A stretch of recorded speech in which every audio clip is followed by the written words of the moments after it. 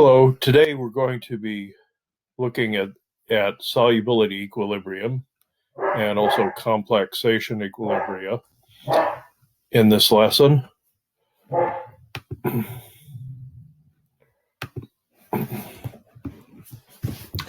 Let's start off by looking at a saturated solution of calcium fluoride over the undissolved solid.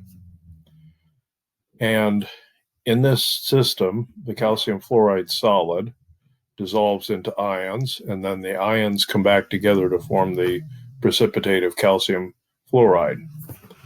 The equilibrium constant for this is given by the expression that's shown here.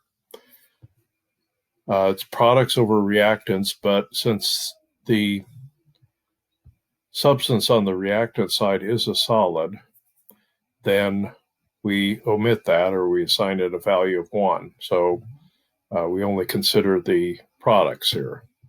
Okay, notice the fluoride ion is squared.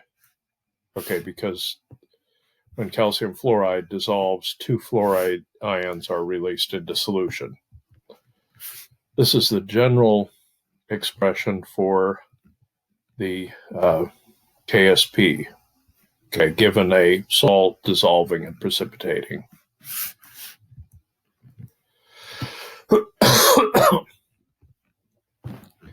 Okay, so in this example, calcium and fluoride concentrations are known, and we can substitute those values into the equilibrium constant expression to get the value for the KSP. SP, of course, stands for solubility product, but it is just another equilibrium constant. Okay, notice here the fluoride concentration in the saturated solution is about twice that of the calcium. Okay, so we square the fluoride concentration, and we come up with 3.4 times 10 to the minus 11th. This equilibrium constant is temperature dependent, and almost all the time we're going to be just considering the values at 25 degrees. So if it doesn't specify a temperature, you can assume that it's at 25 degrees Celsius.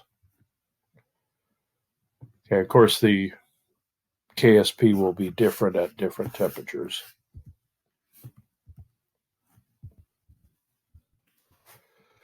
Okay, here are some examples of some other sparingly soluble salts. And because these KSP values are very small numbers, that tells you that these are not very soluble in water.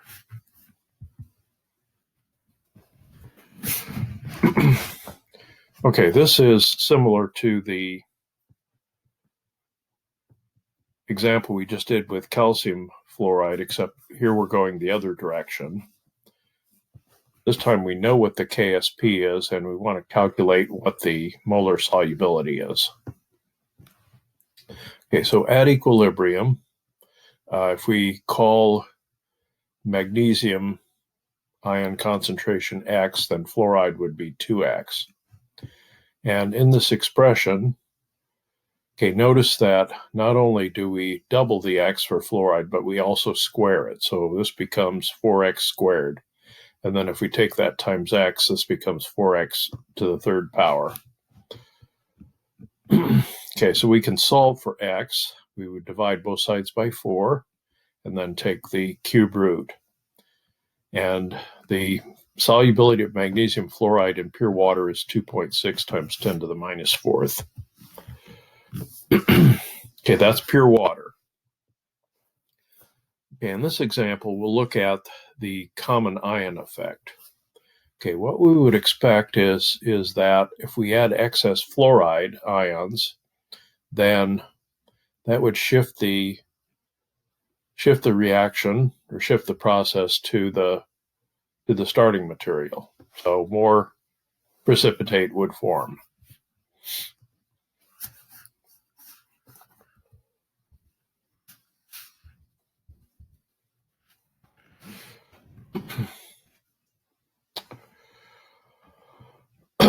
Okay, so magnesium is still X.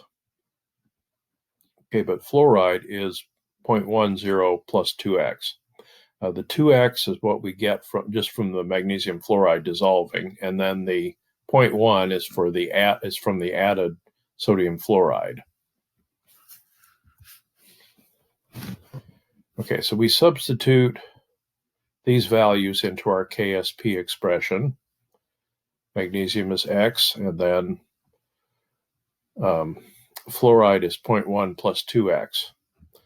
Okay, this looks like it would be a really messy equation, except that we can simplify. Okay, we can assume that the 2X is much smaller than 0.1. And what we do is we compare our KSP with our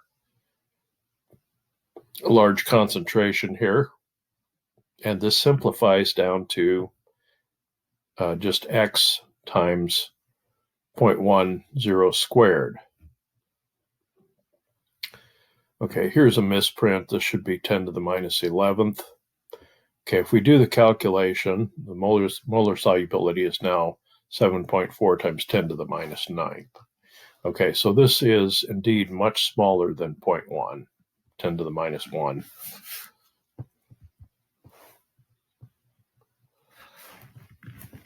Okay, so this is an example of the common ion effect.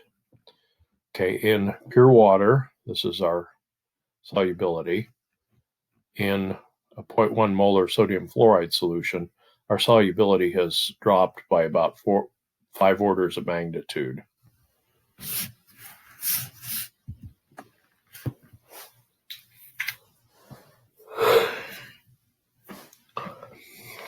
Okay, this is a graphical illustration of how added fluoride will decrease the solubility of the magnesium fluoride. Okay, it turns out that if we also, or instead, we added magnesium salt to the solution, that would also reduce the solubility, not by the same amount, but say we had magnesium nitrate that we added to the solution, that would cause more of the magnesium fluoride to precipitate. Okay, here's an example of where the pH of a solution affects the solubility. Calcium carbonate is chalk or limestone, and the carbonate ion is a weak base, so it reacts with the acid to form hydrogen carbonate. And when it does that, more of the calcium carbonate is going to dissolve. Okay, this graph shows the effect of pH on the solubility of calcium carbonate. At high pH, that is in basic solution, solubility is very low, about 10 to the minus 4th. Okay, but as we lower the pH or increase the acidity, more of the calcium carbonate dissolves.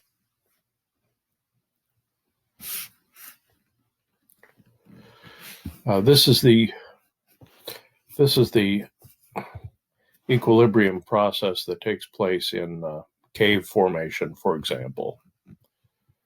Calcium carbonate is limestone, and caverns are carved out by calcium carbonate dissolving, and then stalactites and stalagmites are formed from calcium carbonate precipitating.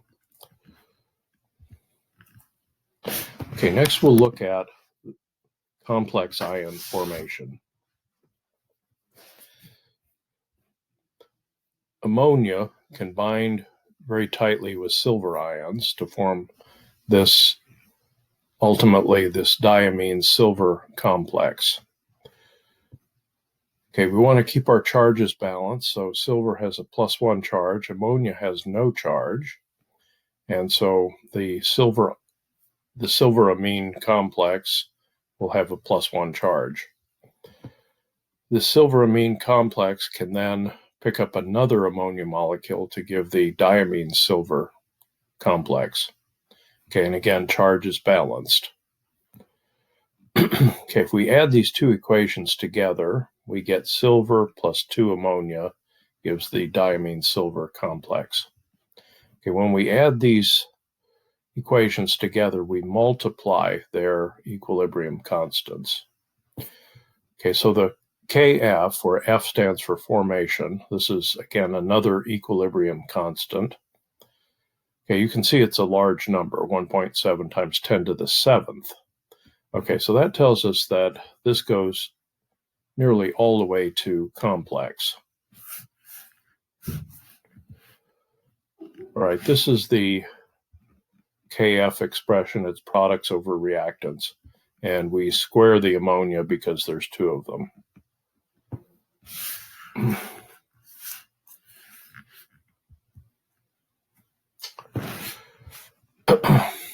Silver chloride is very insoluble in water.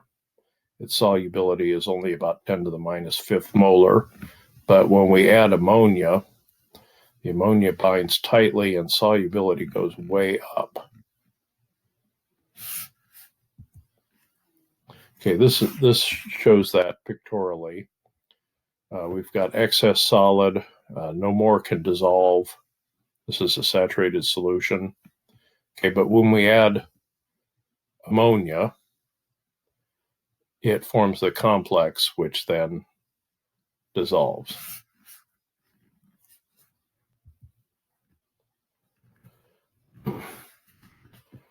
Aluminum hydroxide is interesting because it's an amphoteric substance. It can act as both an acid and a base. Aluminum hydroxide is very insoluble, but when it slowly releases OH ions into the water, they immediately will react with hydronium ions. And according to Le Chatelet's principle, that means that aluminum hydroxide is going to release more hydroxide ions. Okay, so this will increase the solubility. In basic solution, this is actually a Lewis acid-base reaction, not a Bronsted reaction where a proton is transferred. So hydroxide acts as an electron pair donor. It binds with the aluminum to form AlOH4, aluminate. Charge is conserved, so there's a total of -1 charge over here, and so there has to be a total of -1 charge over here.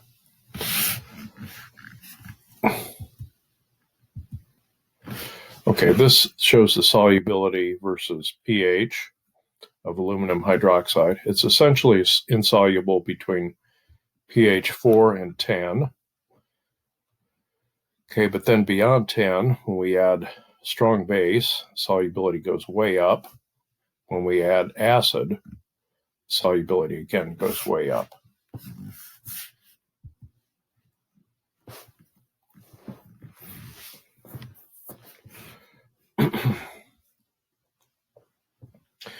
All right, here's calcium fluoride again.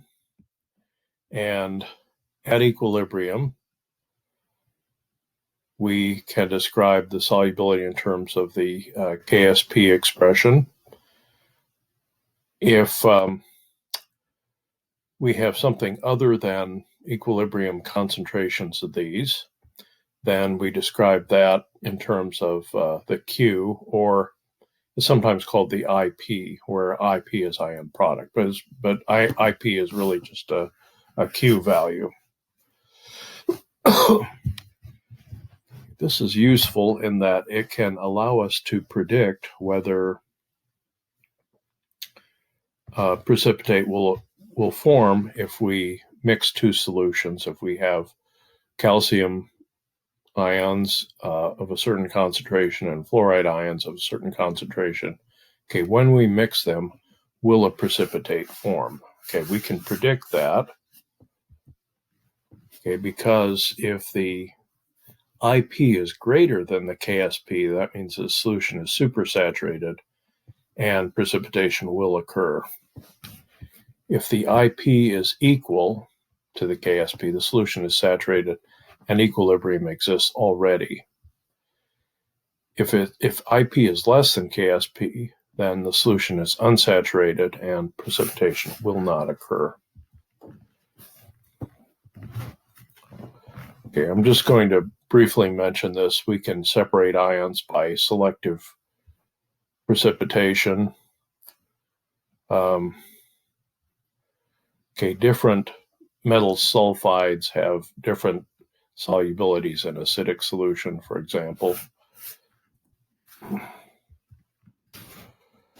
This is a qualitative analysis scheme, and 20 years ago or so, this was a major part of Chemistry 2 labs all the way across the country. And very rarely in the United States is this done anymore. We used to do that. We used to do this at Emporia State many years ago. Probably one of the main reasons we don't do it is the hydrogen sulfide gas. That's a poison gas, and it has a strong rotten egg odor. Okay, so if we have a solution of metal ions, first we add hydrochloric acid. Okay, if we get a precipitate, then that tells us that we have one or more of these ions, silver, mercury 1, or lead 2. Okay, we can filter off the precipitate, and to the resulting solution, we can add hydrogen sulfide gas. If we get a precipitate this time, then our solution would contain one or more of these ions: lead 2, copper 2, mercury 2, cadmium, bismuth, or tin 4. Okay, and then again, we would filter off this precipitate, or if there was no precipitate, we would still go on to the next step. Okay, we would then take the solution and add ammonia. If there's a precipitate this time, then we would likely have manganese 2, iron 2, cobalt 2, nickel, zinc, aluminum hydroxide, or chromium hydroxide.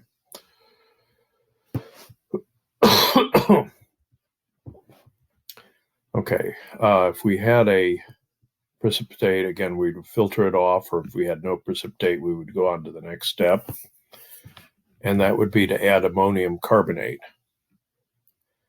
If we got a precipitate this time, then that would indicate calcium and or barium were present.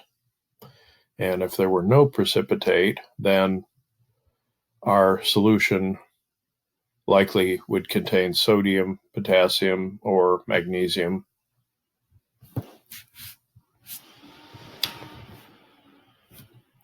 Okay, where solubility equilibria is important is, for example, in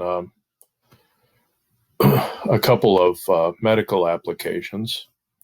Okay, one is milk of magnesia. Milk of magnesia is magnesium hydroxide, which is Mg parenthesis OH parenthesis subscript 2. And this is a milky suspension that you take for two ailments. One is acid indigestion, and the other one is constipation. Magnesium hydroxide, being insoluble, doesn't release hydroxide ions very quickly. The concentration of hydroxide ions is low, and these hydroxide ions will neutralize excess stomach acid. Right, we can't use sodium hydroxide or potassium hydroxide because the hydroxide concentration would be so high that it would actually destroy the esophagus and everything beyond. But in the case of magnesium hydroxide, because it's very insoluble, the hydroxide concentration is low. Okay, the other application of magnesium hydroxide is because magnesium ions are poorly absorbed through the digestive tract, that draws water into the small intestine and causes stool softening. Okay, the other application, okay,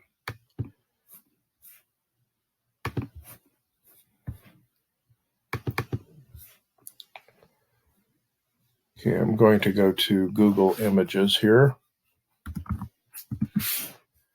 And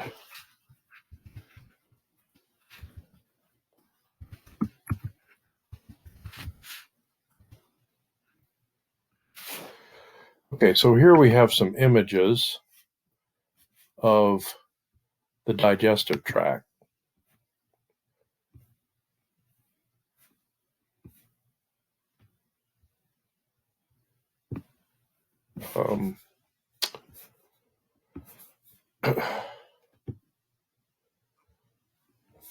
Okay, these are several images, and what's going on here is that barium sulfate is a very insoluble salt, and a suspension is made with water. It's a milky suspension, and then the patient swallows it, and the barium sulfate then coats the digestive tract. Okay, then an X-ray is taken, and the radiologist can then look for abnormalities in the digestive system. Okay, barium, being a heavy element, does not transmit X-rays, and so it blocks the X-rays and produces the shadow on the X-ray image. Okay, I had one of these done several years ago. All right, that is all for this lesson.